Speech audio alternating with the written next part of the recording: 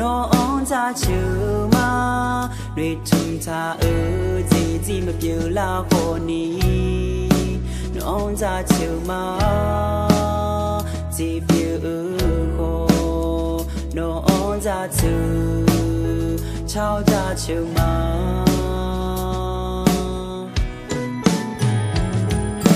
ngã ở nhưng mà gà ba lu nghe sông pha mi yêu nó ngã lu mía đôi xa đôi giàu gì mà không chữ nhà nó ngã lu mía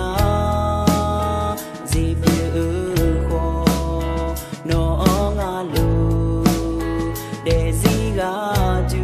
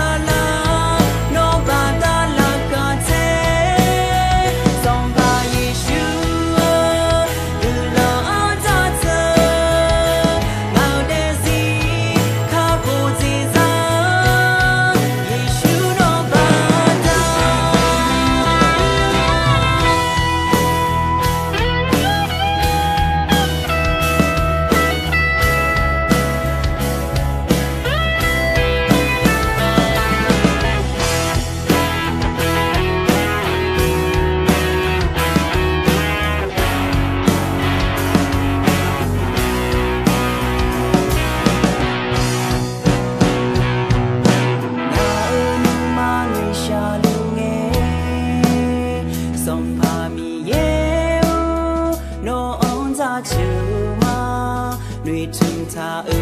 gì mà biểu là hồ ní nó ra chiều mà gì biểu hồ nó ra từ sao ra chiều mà